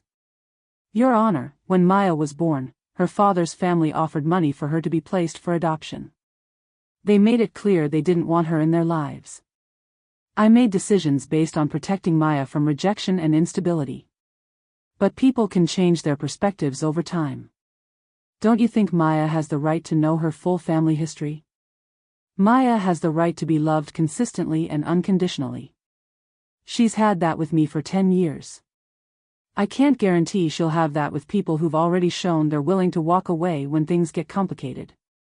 Judge Morrison made more notes. What would you say to the argument that you're denying Maya opportunities that could benefit her long-term development? I'd say that loving someone means wanting what's best for them, not what looks best on paper. Maya is already developing beautifully. She doesn't need to be fixed or improved. She needs to be protected and supported as she continues growing into the remarkable person she's becoming. Lisa's team called their first witness, a child psychologist who'd never met Maya but testified about the importance of biological bonds and mother-child relationships in adolescent development. Children who don't have relationships with their biological parents often struggle with identity formation during teenage years, the expert explained. Maya may appear well-adjusted now, but adolescence could bring significant challenges if she doesn't have access to her full family history. Carmen cross-examined brilliantly. Doctor, have you reviewed Maya's current psychological evaluation? I have. And what did that evaluation reveal about her emotional adjustment and identity formation? The child appears remarkably well-adjusted for someone in her situation. What situation would that be? Being raised by a grandmother instead of her biological parents. But Dr. Park's evaluation specifically noted Maya's strong sense of self, confident social interactions, and secure attachment patterns. Doesn't that suggest her identity formation is proceeding normally? Children can appear well-adjusted while still experiencing internal conflicts they don't express. Are you suggesting that Maya is lying to trained professionals about her emotional state? The expert hesitated. Children sometimes don't have the vocabulary to express complex feelings about family relationships. But Maya demonstrated sophisticated emotional vocabulary throughout her evaluation. She clearly articulated her feelings about her living situation, her relationship with Mrs. Johnson, and her thoughts about meeting her mother. "Are you suggesting we shouldn't believe her when she says she's happy?" Richardson objected before the expert could answer, but the damage was done. Carmen had exposed the fundamental flaw in their argument. They were claiming Maya needed to be saved from a situation she'd explicitly said made her happy. Our first witness was Mrs. Peterson, who testified about Maya's academic performance, social development, and the obvious bond between grandmother and granddaughter she'd observed over 3 years. "Maya talks about her grandmother constantly," Mrs. Peterson said. "School projects about family, essays about people she admires, artwork she creates as gifts. Everything revolves around their relationship in the healthiest possible way." "Has Maya ever expressed dissatisfaction with her living arrangement?" Carmen asked. "Never. If anything, she seems more secure and confident than most children her age. She talks about plans for the future that include her grandmother, college dreams they've discussed together, traditions they've established. This is clearly a child who feels loved and supported." Richardson's cross-examination tried to suggest that Maya's attachment to me was unhealthy dependence, but Mrs. Peterson shut that down immediately. "Maya is one of the most independent students I've ever taught. She manages her own homework, helps younger children, shows leadership in group projects. Her attachment to her grandmother provides security that allows her to be confident in other relationships." When court recessed for lunch, Carmen pulled me aside with cautious optimism. "It's going better than I expected. The judge seems skeptical of their claims about Maya's well-being, and our witnesses are making strong impressions. But Richardson still has cards to play this afternoon. And wealthy families don't give up easily when they want something." Carmen was right to be cautious. Richardson's afternoon presentation included financial projections showing what Maya's life could look like with Lisa's support: private school tuition, college funds, travel opportunities, cultural experiences that would broaden her horizons beyond what's possible in her current circumstances. "Money isn't everything," I whispered to Carmen. "No, but it's something. And some judges think poor children deserve rich opportunities even if it means disrupting their emotional stability." Judge Morrison asked the question I'd been dreading. "Mrs. Johnson, if Maya expressed interest in spending more time with her mother and exploring the opportunities being offered, would you support that decision?" The trap was perfectly set. Say yes, and I'd be agreeing that Maya should leave me. Say no, and I'd look like a selfish grandmother putting my own needs ahead of Maya's best interests. "Your Honor, I would support whatever decision Maya makes freely, without pressure or manipulation from any adult with their own agenda." "And if she chooses to live with her mother?" "Then I'd know I raised her well enough to make her own decisions about what makes her happy." Judge Morrison nodded and made final notes before addressing both legal teams. "I'll have my decision by Friday afternoon. Until then, Maya remains in Mrs. Johnson's custody under current arrangements." Walking out of that courtroom, I felt like I'd just survived surgery but wouldn't know for 3 days whether the operation had been successful. Carmen squeezed my shoulder with professional reassurance, but I could see the worry in her eyes. "How do you think we did?" I asked. "I think we presented Maya's situation honestly and effectively. But Richardson's team has resources we can't match, and some judges are impressed by financial stability even when emotional stability is already proven."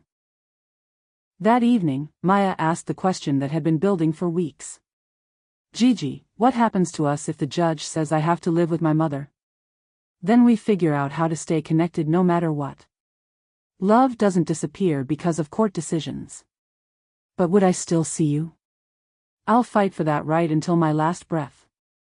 Maya nodded solemnly, already understanding that adult promises weren't always kept, but trusting that my love for her was strong enough to survive whatever the legal system decided to do to our family. Friday afternoon couldn't come fast enough, and when it finally arrived, it felt like it was approaching too quickly. By 5 o'clock, I'd know whether our 8 years of peace in Cleveland had been enough to convince a judge that love and stability mattered more than money and biology. The phone call that would change everything was scheduled for exactly 5 p.m.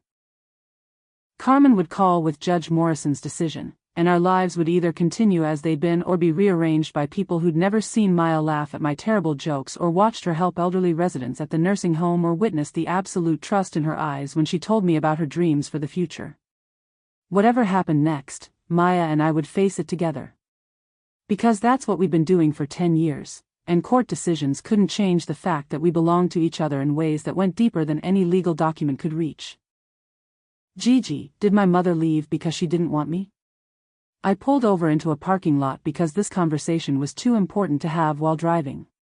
Your mother left because she was sick, sweetheart. Not the kind of sick where you take medicine and get better, but the kind of sick where people can't think clearly about what's important. Is she better now? She says she is. And maybe she is. But being better doesn't erase the time when she wasn't able to take care of you. Maya nodded thoughtfully. If someone forgets about you for 10 years, does that mean they love you or they don't love you? The question was so direct, so clear, that it cut through all the legal complexity and professional manipulation straight to the heart of our situation. I think love is something you show with actions, not just words. Real love doesn't disappear for 10 years and then come back when it's convenient. So you love me with actions? Every single day. And she wants to love me with words? I think she wants to love you now. But you get to decide if that's enough for you. Maya unbuckled her seatbelt and climbed into the front seat with me, settling against my shoulder the way she had when she was smaller. I don't want to hurt her feelings, but I don't want to leave you either. Is there a way to make everyone happy? The weight of adult compromise was settling on my granddaughter's shoulders, and I hated that she felt responsible for managing everyone else's emotions in this situation. Sometimes there isn't a way to make everyone happy, sweetheart. Sometimes you have to choose what feels right for you, even if other people don't like your choice. What if I choose wrong? Then we'll figure it out together and make different choices. That's what families do. Driving home, I realized that Maya had already chosen. She'd been choosing me every day for 10 years through her trust, her love, and her complete faith that I would protect her from anything that threatened our life together. The question now was whether the legal system would respect a 9-year-old's choice when it conflicted with a biological mother's rights. Carmen Martinez's office became our second home over the next 3 weeks. Maya would sit in the waiting room doing homework while Carmen and I prepared for a custody battle that felt more complex with every document we filed. Lisa's team is playing this perfectly, Carmen explained during one of our strategy sessions. They're not attacking your character directly. Instead, they're building a case that Maya deserves opportunities you can't provide. What kind of opportunities? Private education at Columbus Academy. Summer camps in Europe. College fund worth more than most people's houses. They're painting a picture where love isn't enough if it comes with financial limitations. The strategy was brilliant in its cruelty. They weren't claiming I was a bad grandmother. They were suggesting I was a selfish grandmother who would deny Maya advantages because I couldn't bear to let her go. But money can't replace 10 years of stability. You're right. But family court judges deal with heartbreaking situations every day. When they see a successful mother offering educational opportunities versus a grandmother working double shifts to afford violin lessons, some of them start thinking about the child's future rather than her past. Carmen spread Maya's school records across her desk like evidence in a trial. Perfect attendance, honor roll certificates, teacher recommendations that described Maya as exceptional, mature, and emotionally well-adjusted. This is our strongest defense. Maya is thriving under your care in ways that can't be faked or bought. But we need more. More what? Character witnesses. People who can testify to your relationship with Maya and her happiness in your home. Teachers, neighbors, family friends. Anyone who's seen you two together regularly. That afternoon, I swallowed my pride and started asking for help. Mrs. Peterson agreed immediately to serve as a witness. Dolores volunteered before I could finish asking. My supervisor at Sunset Manor offered to testify about my work ethic and the way Maya behaved during the rare times I'd brought her to work. But the most surprising ally came from an unexpected source. Maya's violin teacher, Mrs. Rodriguez, Called me at home on a Thursday evening with information that changed everything about how I understood our situation. "Mrs. Johnson, I hope you don't mind me calling, but Maya mentioned that her mother is trying to regain custody."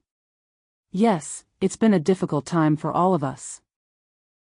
I thought you should know that someone approached me last month asking questions about Maya's musical abilities. A woman who claimed to be conducting research on gifted children in music programs." My stomach dropped. "What kind of questions?" "Very specific ones. Maya's practice schedule, her natural ability level, whether I thought she had potential for professional training. She seemed particularly interested in whether Maya would be a candidate for elite music conservatories." "Did she leave a name?" "Jennifer Martinez. Said she was from Cleveland State's music education department.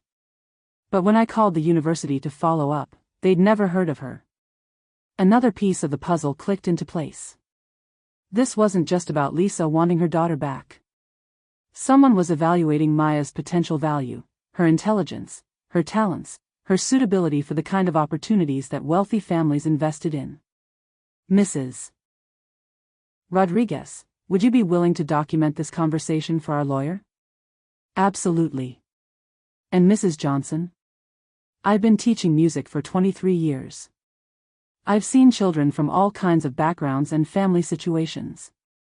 Maya is one of the most grounded, confident students I've ever worked with. Whatever you've been doing, it's working beautifully." That phone call gave us our first real ammunition. If Lisa's team was conducting detailed evaluations of Maya's abilities, it suggested their interest went beyond simple maternal feelings. They were assessing whether Maya was worth the investment of time and resources required to take her from me. "This changes everything," Carmen said when I shared Mrs. Rodriguez's information. "It suggests a level of calculation that we can use to question their motives. But can we prove it? We can establish a pattern. Surveillance, professional investigations, talent assessments. This doesn't look like a mother's emotional journey to reconnect with her child. This looks like a business decision." The next breakthrough came from Maya herself. She'd been unusually quiet for several days, processing everything that was happening around her with the kind of intensity that made me worry about the pressure she was feeling. "Gigi, I need to tell you something, but you have to promise not to get mad. We were making dinner together, one of our quiet evening routines that anchored both our days. I promise. Yesterday after school, a lady came up to me at the park. She said she knew my mother and wanted to ask me some questions." My hands stopped moving. "What kind of questions?" "About whether I was happy living with you. About whether I ever wished I had more things like other kids. About whether I ever felt sad that my mother wasn't around." "What did you tell her?" "I told her the truth. That I love living with you and I don't feel sad about my mother because you're the only mother I remember." But Gigi, she kept asking the same questions different ways, like she wanted me to say something specific. Did anyone else see this conversation? Mrs. Thompson from down the street was there with her little boy. And I think the lady didn't like that, because she left pretty quickly when Mrs. Thompson started paying attention. That evening, I called Mrs. Thompson and asked her about the incident. Her description of the woman matched someone who was clearly fishing for statements that could be used to suggest Maya was unhappy or neglected in my care. "The whole thing felt wrong," Mrs. Thompson said. "Professional-looking woman approaching a child in a public park without any adult supervision." I was about to intervene when she left. "Would you be willing to document what you saw?" "Absolutely." "And Mrs. Johnson? That granddaughter of yours handled herself beautifully.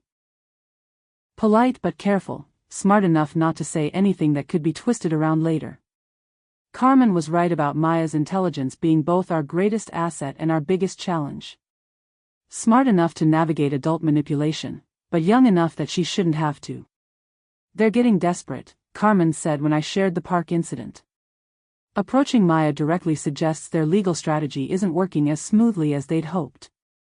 Is that good or bad for us? It's good evidence of poor judgment on their part. But it's bad because desperate people make dangerous decisions. That weekend, Maya asked me a question that proved she understood far more about our situation than I'd given her credit for.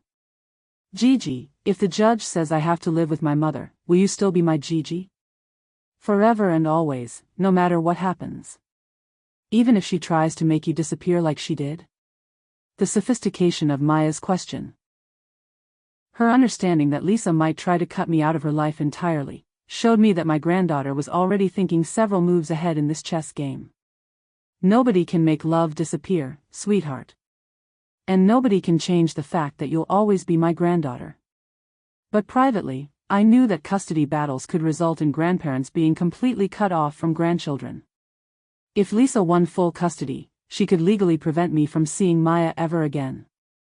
The stakes weren't just about who would raise Maya. They were about whether I would lose my daughter forever. The preliminary hearing was scheduled for a Tuesday morning in March, exactly 1 year after those mysterious phone calls had started. Carmen warned me that this wouldn't be the final decision, just the judge's initial assessment of whether Maya should remain with me while the full custody evaluation proceeded. But if we lose this hearing, Maya could be placed with Lisa immediately, Carmen explained. That would make winning the final case much harder. Because possession is 9/10 of the law? Because courts don't like disrupting children's living situations twice. If Maya moves in with Lisa now, the judge will need compelling reasons to move her back to you later. Maya had been having nightmares for weeks, waking up crying about strangers in courtrooms deciding where she belonged. I'd started sleeping on the floor next to her bed, ready to comfort her when the dreams became too scary.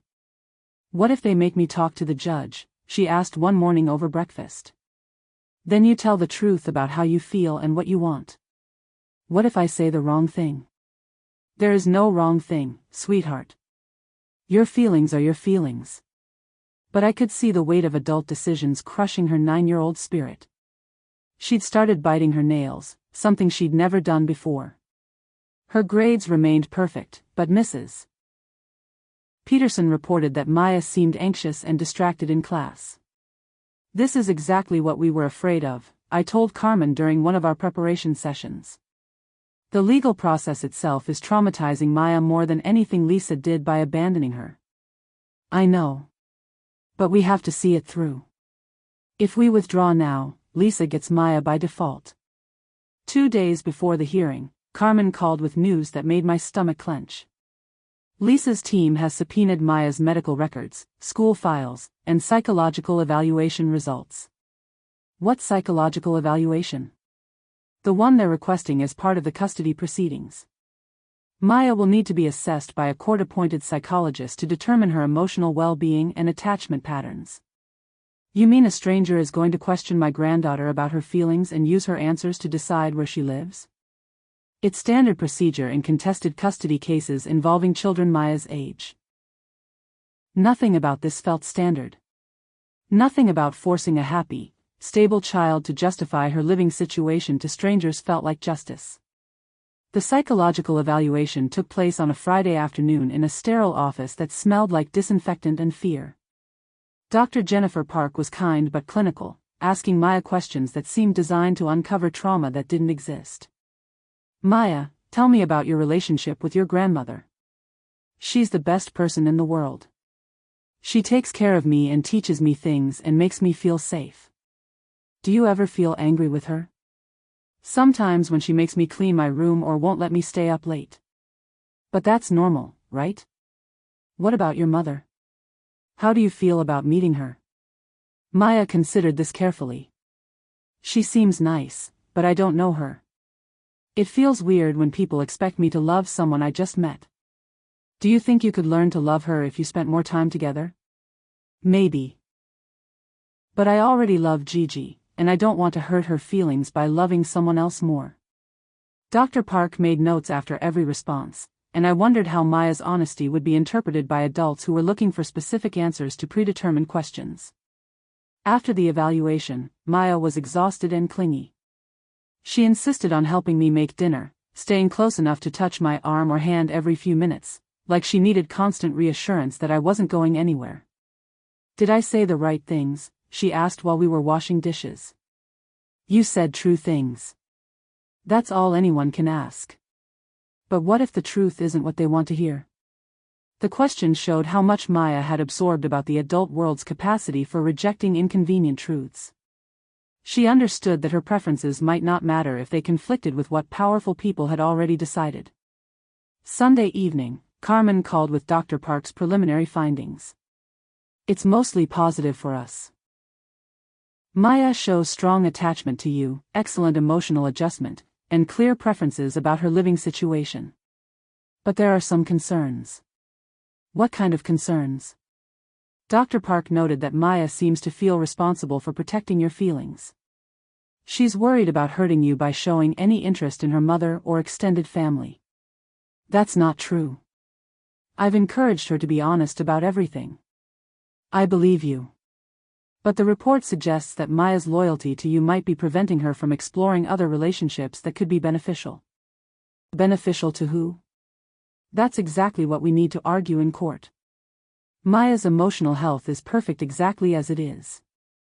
Any attempt to change her living situation would be disruptive to a child who's never experienced instability. The night before the hearing, I sat in Maya's room watching her sleep and trying to memorize every detail. The way her hair spread across the pillow. The peaceful expression that meant she felt safe. The stuffed elephant she'd slept with since she was 3, now worn soft from years of love. If we lost tomorrow, this might be one of the last nights Maya slept in the bedroom she'd claimed as her kingdom when she was barely old enough to climb the stairs by herself. I won't let them take you, I whispered into the darkness. Whatever it costs, whatever I have to do, I won't let them erase 10 years of love like it never happened. But lying awake in my own bed afterward, I couldn't shake the feeling that love might not be enough. That courts and lawyers and people with more money than I could imagine might have the power to decide that Maya belonged somewhere else, with people she didn't know, for reasons that had nothing to do with her happiness. The hearing would start at 9 in the morning. Maya would stay with Dolores rather than come to court, sparing her the experience of watching adults argue about her future like she was property to be distributed. By tomorrow evening, I'd know whether our 8 years of peace in Cleveland had been just a temporary pause before losing Maya forever, or the foundation strong enough to weather whatever storm Lisa and her powerful allies were planning to unleash. The courthouse smelled like floor wax and fear. Carmen had warned me that preliminary hearings were usually brief and procedural, but walking into that courtroom felt like entering a gladiator arena where my entire life with Maya would be reduced to legal arguments and supporting documentation. Judge Catherine Morrison looked like someone who'd seen every family crisis imaginable and had learned not to let emotion cloud her judgment. She reviewed the case file with mechanical efficiency while Lisa's legal team arranged their materials with the confidence of people who expected to win. Lisa sat at the plaintiff's table wearing a navy suit that probably cost more than my monthly salary. She looked professional, competent, maternal in the way that courtrooms probably preferred. Next to her, David Richardson shuffled through documents thick enough to build a case for taking any child from any grandmother in America. Your Honor, Richardson began, this case involves a mother who has successfully completed rehabilitation and is seeking to reunite with her daughter after 10 years of separation. While we acknowledge Mrs. Johnson's dedication during that period, we believe Maya deserves the opportunity to live with her biological mother in an environment that can provide resources and opportunities unavailable in her current situation. He painted a picture of Lisa as a success story. Addiction overcome, career established, emotional maturity achieved through years of therapy and personal growth. Maya appeared in his narrative as a child being held back by a well-meaning but limited grandmother who couldn't provide access to elite education and cultural experiences. Maya is thriving exactly where she is, Carmen countered. For 10 years, Mrs. Johnson has provided stable housing, excellent medical care, and emotional support that has resulted in an honor student who shows exceptional emotional maturity. Disrupting that stability would be harmful to Maya's development, regardless of what financial advantages might be offered.